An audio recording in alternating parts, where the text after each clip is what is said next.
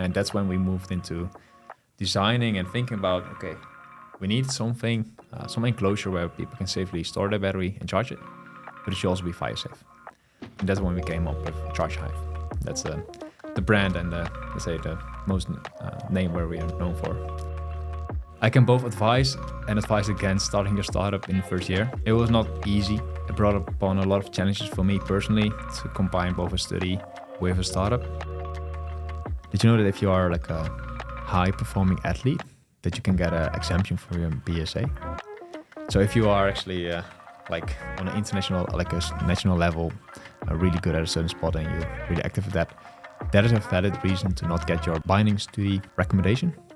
Hello everyone, my name is Timur and this is UT Journeys, an amazing new series where we sit with inspiring students to talk about their lives, motivation, and most importantly, how you can enhance your study journey.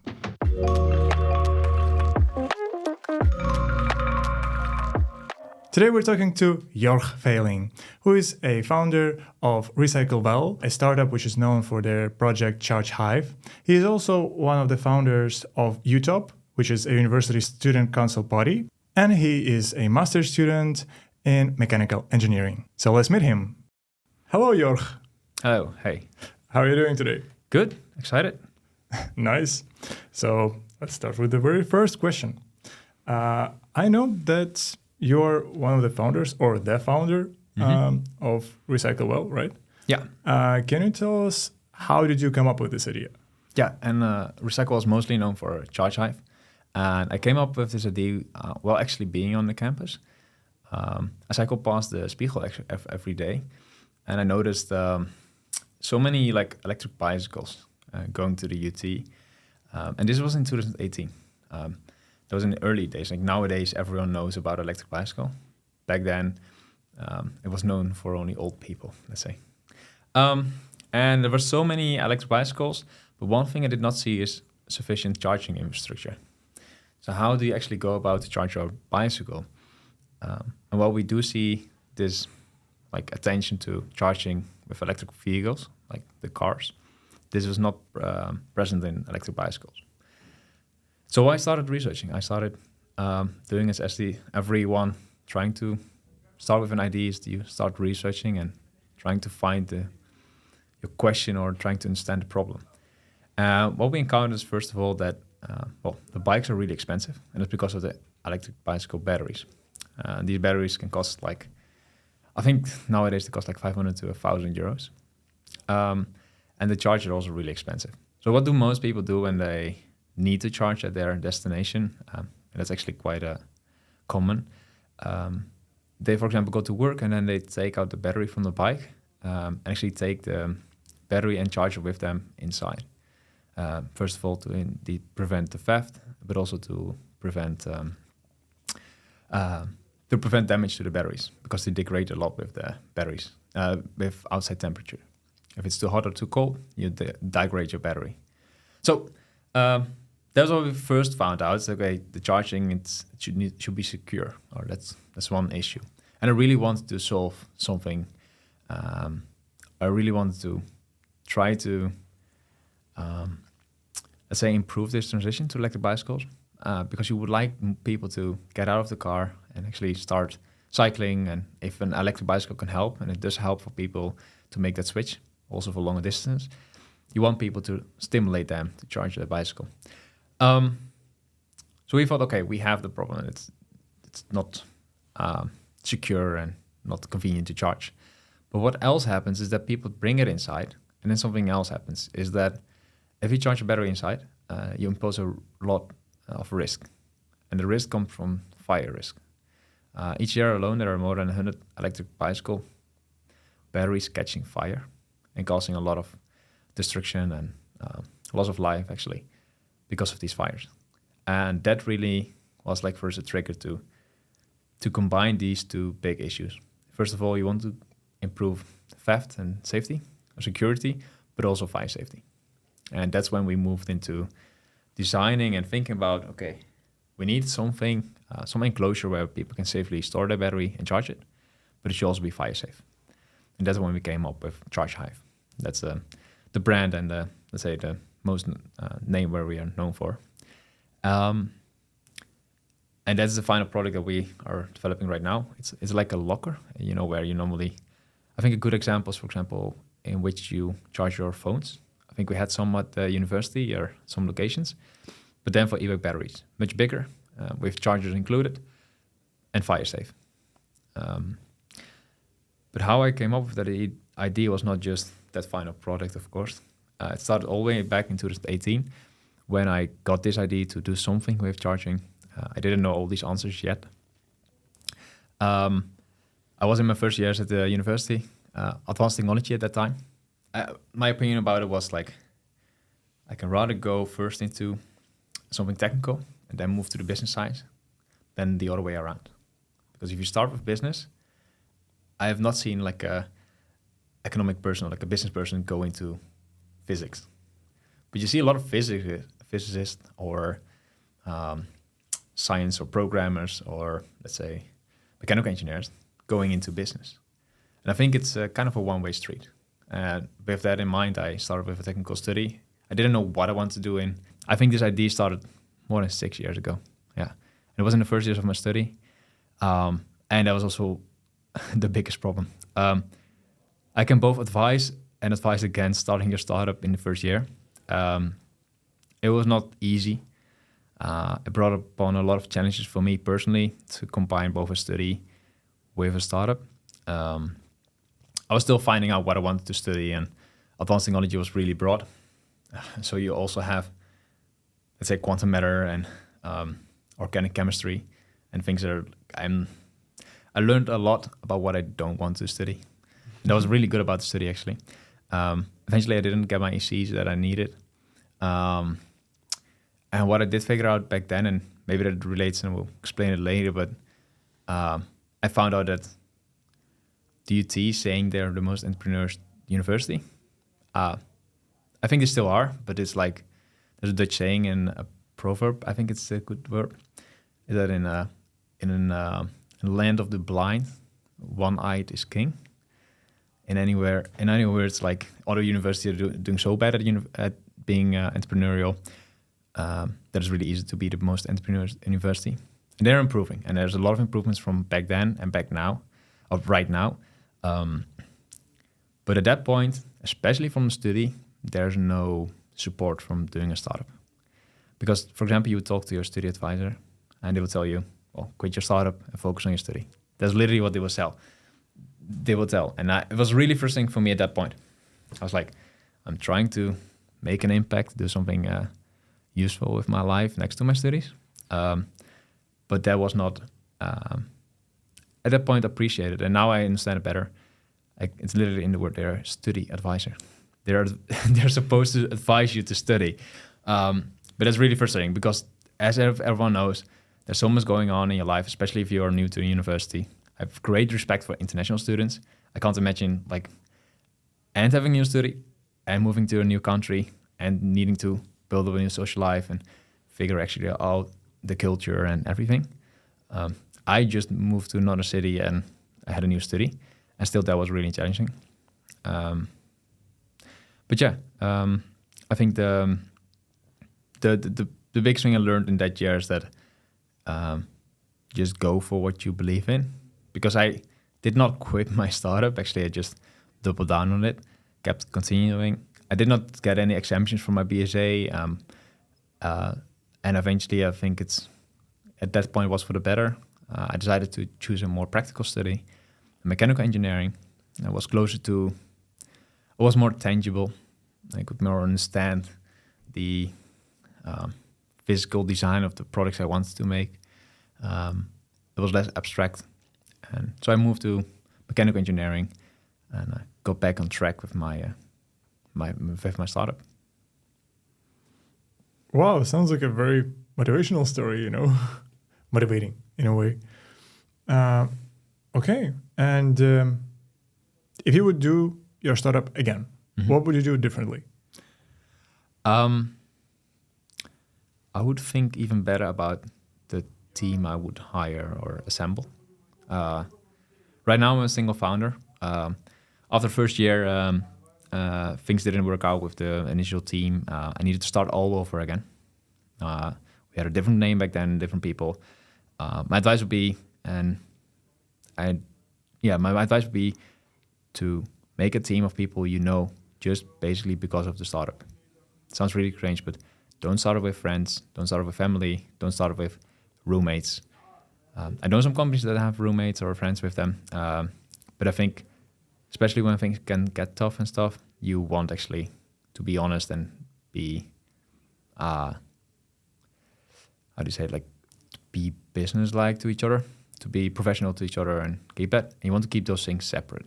You want to enjoy your personal life and keep that separate from your business life, especially when it comes to assembling a team. And make sure you're all in the same page, because especially at the beginning, everyone's happy and trying to get things working out. But that would be my single advice, to make sure really know each other really well before you go into this adventure. And even then, things can turn out differently. But that's one.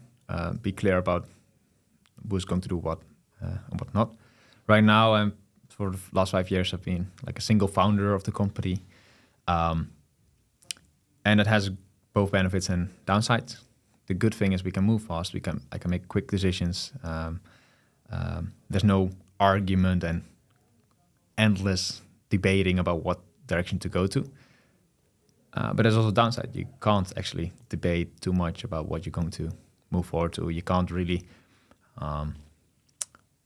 push ideas or like bounce off ideas to other people. Less. I'm really fortunate to have a really good mentor. And that's also another thing I would do. I would do exactly the same, actually, not answer your question, but what I would advise everyone that starts a business. And it's really difficult, but find someone, a senior that went through this, already had a startup.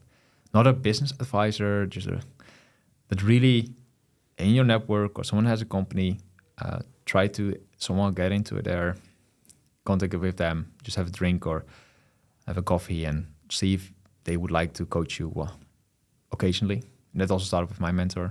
I met him during COVID. I just joined a lot of online lectures or like online business coaching sessions, which were all free during COVID. It was really convenient.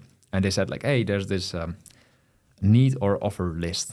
And I just put in the list, I need a mentor. I need someone that can advise me with the challenges I'm going to face. Someone else linked me and they introduced me to my current mentor. And since then, he has been my mentor since day one. And every Friday we meet, most often online or sometimes in person. And he went through all the stages as a startup, all the same struggles. You know what to focus on and what the distractions, and what are the good questions to ask and get answered, and what are the things that you can worry about later. And I think that's really crucial, to have people that can guide you and have seen the mistakes. You will still make the same mistakes, but at least you're more cognitive of that and you know that you're making those mistakes and you can probably spot the mistakes earlier. You still need to make mistakes to learn, but yeah. Mm-hmm. And if you are a single founder of the startup, don't you feel like sometimes you lose motivation? And if you were having a co-founder, then you would be accountable in a way, and this would keep your motivation higher. How is it for you? Really good question. I have had periods during my start, because right now we're on a good track and we're making progress, and that progress pulls you to watch, like, it's just a logical step by step, almost like you getting progress. But in the first, I would say 3-4 years even, you constantly have, I would be walking with my dog and thinking, man, like, what a challenge we are facing, and like, is this going to work out? You get doubts and you think, okay, is this going to work out or not? But then what I would do is I would envision like how would it look like when this product comes to life. And I have a love for good products.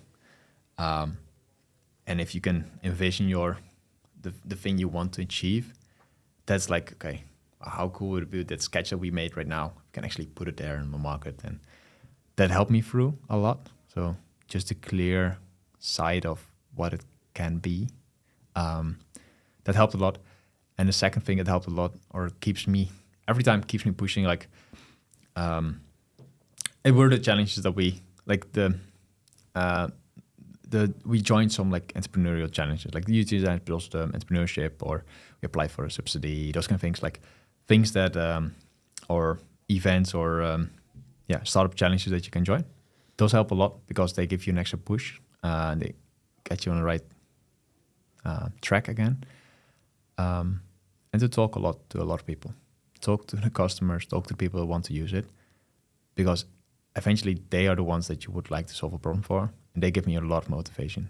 So if I talk to our customers or potential customers or users, or I talk to events and people, especially at events, like the best thing is at the event and at the end they have some drinks or whatever with people, and you have a good talk or just a coffee, and they ask really great questions. If you like talking to a lot of new people is the best, because they are really unbiased. They don't know anything about your product yet. They don't know anything, so they just keep asking and curious. And you learn a lot from that, but it also keeps you intrigued because they always have new ideas and new things that you can work on, or just interest in your product in general. But also they keep you really sharp on what you work on. And then you know, okay, this is why I'm doing this. I would like to help these people to solve their problem. And that keeps me motivated. Mm-hmm. And on LinkedIn, I saw a design of Charge Hive, of the thing itself, and I found it really nice. And I will leave the link in the description for for the post. And I'm just curious, what is your vision for the future of Charge Hive? Oh, that's a great question. So first of all, our team is like, I think, 80% international people. We hire a lot of international students. We're still hiring a lot of international students. And that's for the international ambition that I have. Charging electric bicycle batteries is not a Dutch problem. It is a really convenient place to start. We have a lot of Dutch people cycling to work and to hotels and holiday parks. So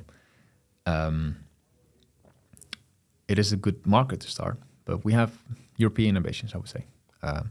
Charge Hive will be, in my opinion, the provider of, let's say, first of all, high-end, but the most convenient way to securely and fire safely charge electric bicycles. That is a short-term future, to provide this product to Europe, to the main European countries that also have challenges with this problem. We're starting right now with the higher segments, the higher end of the market. The more, let's say, the bigger, larger corporate companies. For them, it's like at a size of a company that has a facility manager or security or safety manager, that is the kind of the size of the company that we are aiming at. They would like to have a good-looking product as you at least build interiors. At the end of the day, we would like to help many companies. So try to cost down to with other products. See if we can go from both the outside, but also see if we can, charge not only inside, but also outside. That is charging like bicycles, and that's like the first goal that we have. But I have further ambitions to see if we can be, let's say, an engineering engine solution provider to the many challenges we will actually face as a society when we move to electrical future. And that's charging electric bicycle batteries, can be charging anything, can be different kind of charging solutions. I think we will, and that's also our mission of the, let's say, our company is to provide sustainable, mostly circular, recyclable products to the transition towards electric micro e-mobility. Micro in the sense that those are the scooters, the bikes, the fat bikes, anything with a battery that you can hold.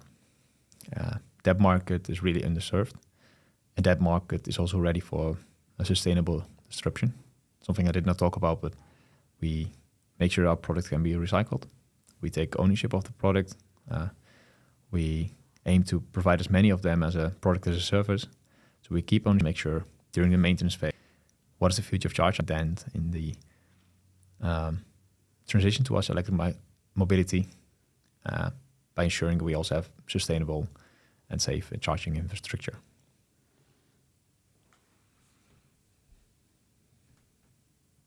That's a nice answer. Thank you for it. And now let's move on to another topic I had in mind for this episode. And it was the UTOP, which is a student council party, which you created. And can you tell us about the creation of it? What was your motivation? Mm-hmm. Yeah. So I'm not sure which year it even was, but as I said in the beginning of my story, is that as a young first-year student, it's very hard to get started with anything next to your studies. And my personal experience frustrated me a lot. But also I have a lot of ideas about actually the benefit and the huge value that international students bring to the university, to society as a whole. And also what the university brings to the industry.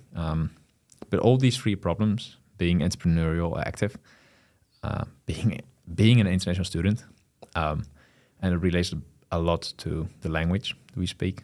And lastly, the connection from the university to the industry.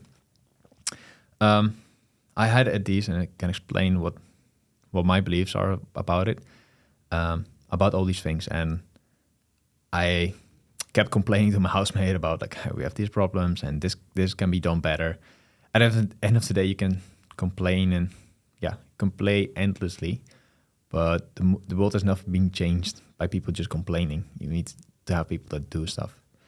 So what we want to do is I think it was during COVID and the elections of the University Council. So the university, maybe it's good to explain, it's briefly called in Dutch the U-Raad.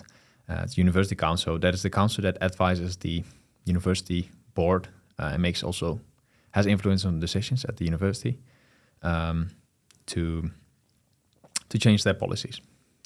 I believe there are 9 seats, and there was there's only the two big parties actually. You had the Eureka, mostly scientifically focused, also a lot of international focused. You have DAS, that they promote mostly ambitious students, but they are rooted in the Dutch student associations, which make international people also known to not be really international friendly, or they are not really open to international people. Not to say they are not willing to accept also internationals.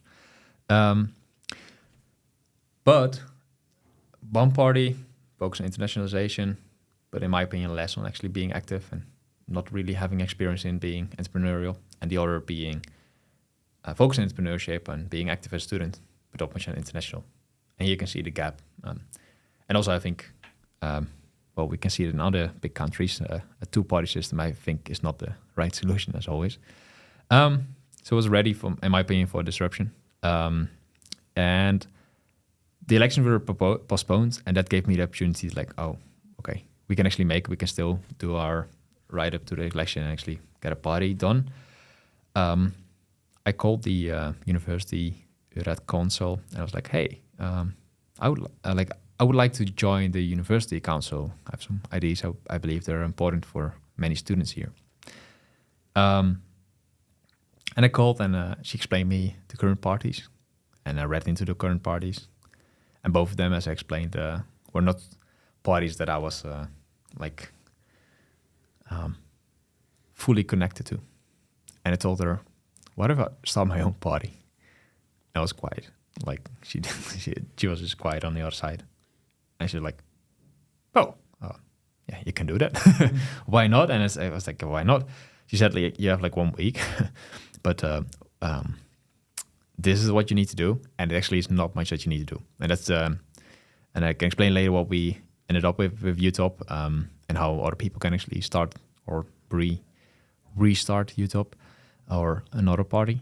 Is you literally only need, I believe, 5 votes. You need to have 5 people to sign to your sign a list.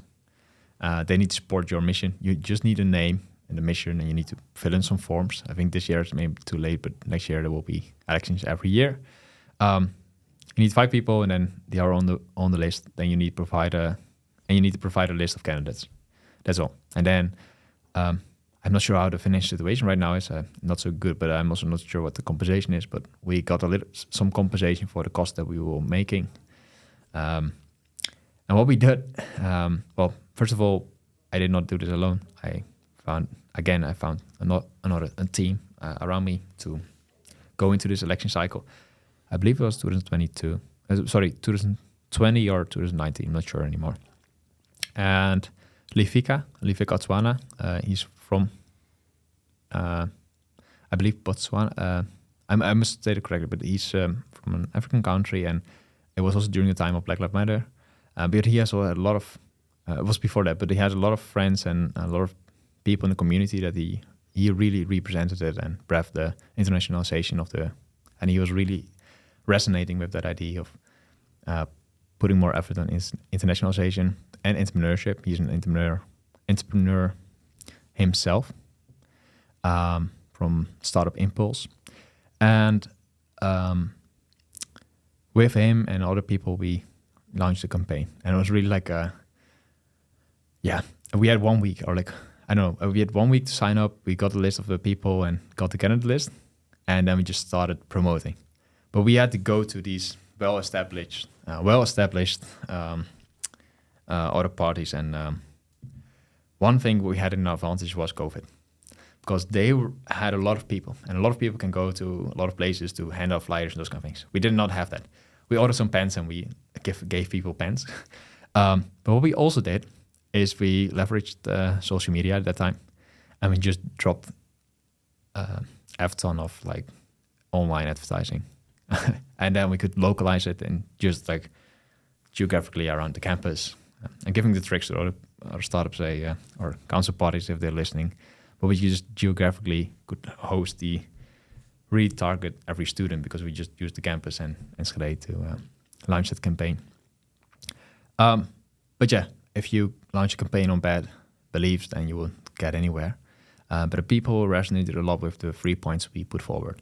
First of all, and they all tied together, is that in our opinion, the university and also the students of the university provide a lot of value to society. They bring the value to society, but we also need to solve the problems from society. And there's a few problems with that. First of all, is that a lot of student projects that we get, maybe you've also noticed that in your studies, I think it's changed a little bit, but a lot of them are not practical. They're often fictional projects designed by a professor that they've been using for 5 years. There's no soul in those projects. But it's also not connected to reality, right? It's most often derivative of reality, and okay, this might be a problem in reality. Instead, we want to have more functional challenges, functional projects. So we wanted to bring challenges from the industry to the university to have more industry-related projects for every study. Secondly, as an international student, and that's also the second thing, is that most people, either if they're Dutch, they go back to the Randstad, or if they're international, they go abroad back home. Not because they don't like it here. Well, actually, they do kind of like it here, but there's not a lot of opportunity, not a lot of connection to the region. And that connection is actually the industry. That's your work. Or maybe your sport association or something else. But with sport or those kind of things, I think the social life is still too Dutch focused. So that was something we want to improve, to get more ties to the Dutch community. Secondly, in the work environment, there's also a lot of Dutch opportunities. And what are actually the companies that are allowing internationals to join is startups. Those are spin-offs of the university. Those are the kind of companies and those are the kind of challenges, or founding a company yourself. Those can be the hooks that keep you here in the region. Those can be the right way. And then if you start at an international team, of course you will learn the language Dutch. But it's not as a requirement up front. It's we give you good reason to stay, and that gives you good reason to actually learn the language. And we see that in our team. A lot of international students that now, because they have a site to either stay with us or a comparable startup or other company, they have good reason to get more associated with the Dutch culture and language. But it's not a requirement to join the company. And I think that's something we need to reverse our thinking about. I think we need to reverse our thinking about like not required, but like first give us a good reason, or not me, but the other people to actually learn the language and stay here. So back to the 3 principles. It's the connection between the university and the industry, providing functional projects, and those projects can be your gateway into those companies. And that's also my belief, is that if you can show a company great results, they don't care if the report is written in Dutch or English. If you show great work, that speaks for itself. And that can also show other companies, hey, there's a lot of value in international students. That's one. Second, the internationalization. So making sure that English language, and for me it's confusing, but it is under debate whether some studies need to be English or not. But if you like it or not, we live in a global world, and especially at the university level, we operate on a global level, intellectually, academically, but also as business. So there's a second thing. I think it should be core of the fabric of the university, and that should not be contested. In my opinion, it can be a little bit more extreme, also putting that towards like making sure student associations always communicate either in English or English/Dutch, right? But make it more accessible for, like, you don't want the event at the university to be promoted in Dutch language, right? Like, everyone needs to be able to read and understand it and feel invited. And lastly, so the internationalization, bridging the gap between industry and the university. And then lastly, the entrepreneurial spirit of the university. I think, and I believe still, that as a student trying to be entrepreneurial, you should get all the support from the university that they can give you. Of course, within the bounds of the study, and I know there's some practical constraints. One thing I proposed back then, that was in 2019, 2020, I said, we have the phobos, which is like a compensation for doing stuff, and we have a BSA exemption. For the phobos, that has changed recently. That's really good to know for students listening. They're piloting this and they're expanding this group a little bit. But if you're the phobos is a regulation that you get if you are joining a student team. You get compensation, financial compensation. You get compensation on the fact that you don't follow subjects, but you are in a student team. So what you get compensated for is, let's say you do full-time. I believe this is how it's set up. If you're a full-time joining a student team, so let's say the robot team or electric superbike or the solar team, you get full-time compensation on your study cost. I do know, I believe that is Dutch cost, so there's like the 2,000 something euros that they have. But if you do a full-time startup, which is as challenging or even more, you don't get this compensation. I think there should be good requirements for that, but they changed that recently. There are right now financial compensation if you would like to take a little bit of the rest of your study and focus on a startup for a year and figure it out. They give you some room financially to still be enrolled and follow your startup. That's something I proposed back then, and that's now not because of me, but I try to support that effort, and I'm really happy that that was put into action. And secondly, did you know that if you are like a high-performing athlete, that you can get an exemption for your BSA? So if you are actually like on an international, like a national level, really good at a certain sport and you're really active with that, that is a valid reason to not get your binding study recommendation. But if you do a full-time startup or trying to perform really high in a startup or doing other challenging stuff next to your studies, that is not a valid reason. Don't just say F you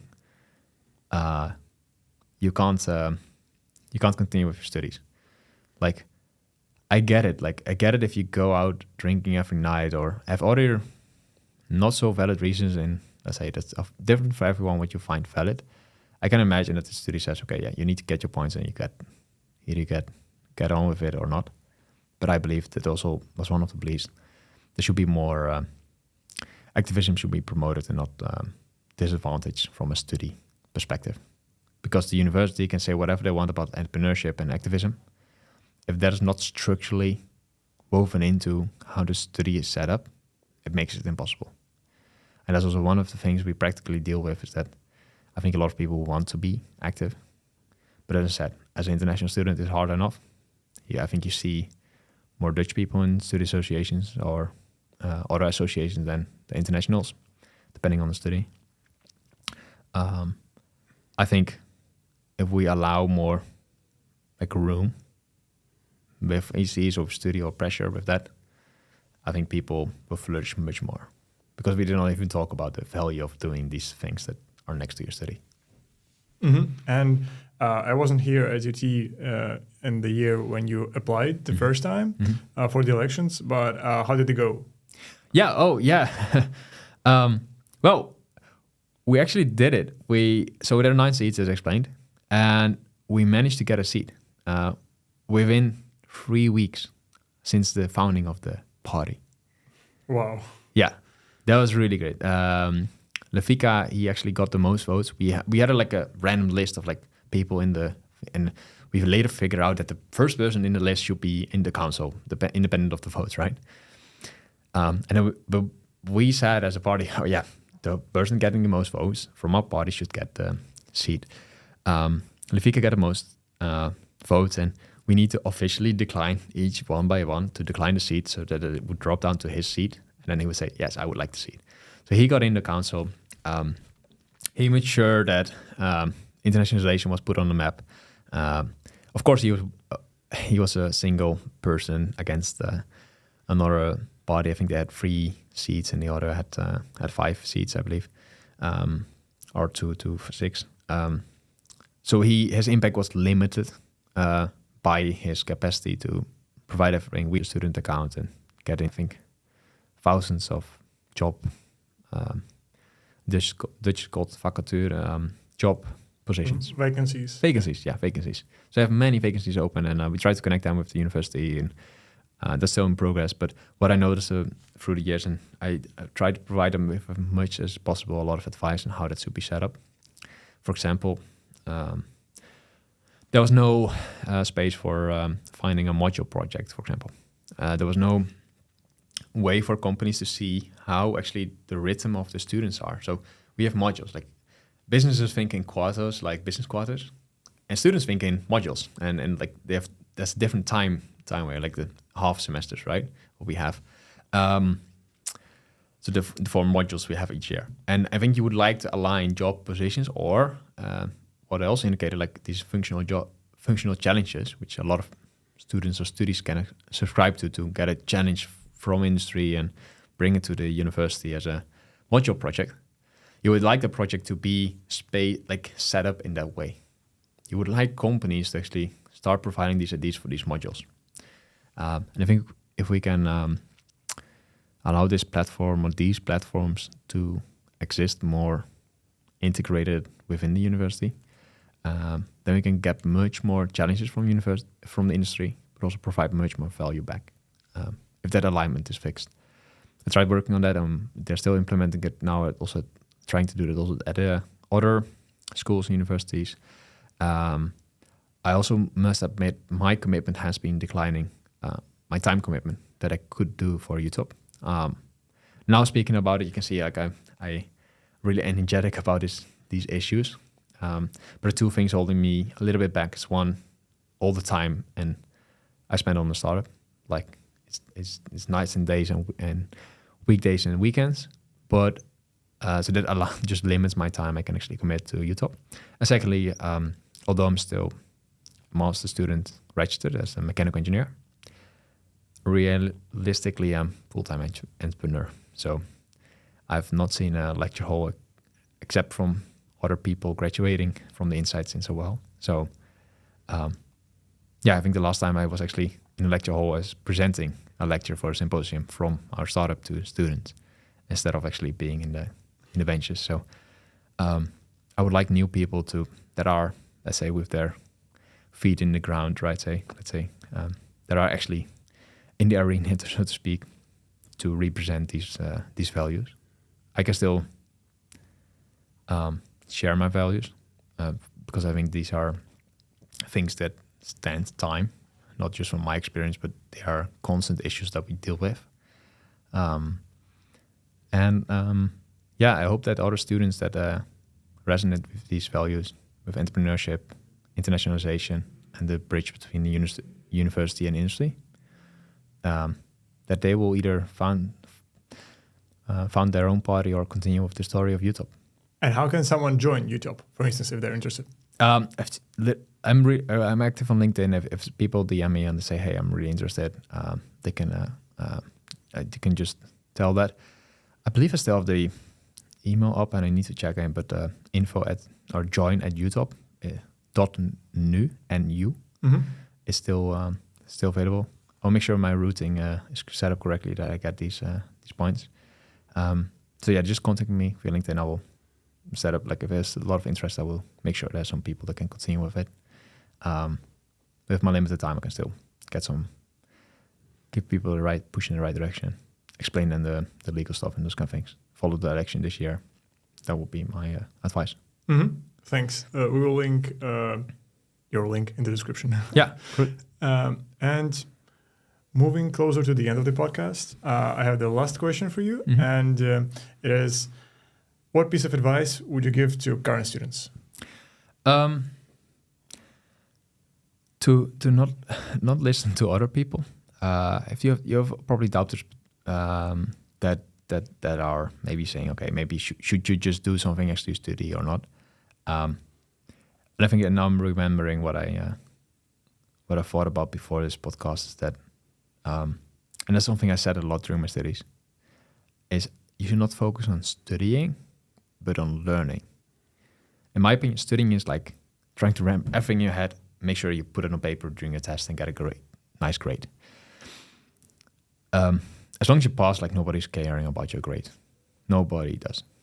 Like, if you apply to a company, nobody asks what you got for your physics exam or your dynamics 2 exam, your last quarter. Like, nobody asks. What they ask about is, what did you do next to your study? That's what I ask. Like, what did you build? What did you design? What challenge did you go for? So industry, like, people are asking for that. So if you're not tackling those problems, and you should not do it for someone else, first of all. You should not care about what someone asked during a job interview. You should care about the things that you like to do, what you're passionate about, and just go full at it and try to do that. Hopefully next to your studies, and I think studies can be an important part of it, but don't listen to anyone, not to the doubters, not to supporters. You should just, if you feel like it's right, work on it, do it. Don't hesitate, just start. And then back to my point, not just studying, but learning. And you learn best from mistakes. And mistakes are not a mistake in an exam or just a wrong comma in your formula. Mistakes are like landing on your face, like face down, making big mistakes. Those are the lessons that you, like, and I made many during the last 5 years, still do. Those are the mistakes you want, like, to make. And those are the lessons you take home throughout the rest of your life. That's a great take-home message. Thank you for it. No problem. And thank you for joining the podcast in general. It was nice to talk to you. And I'm going to see you all in the next episode. Thank you.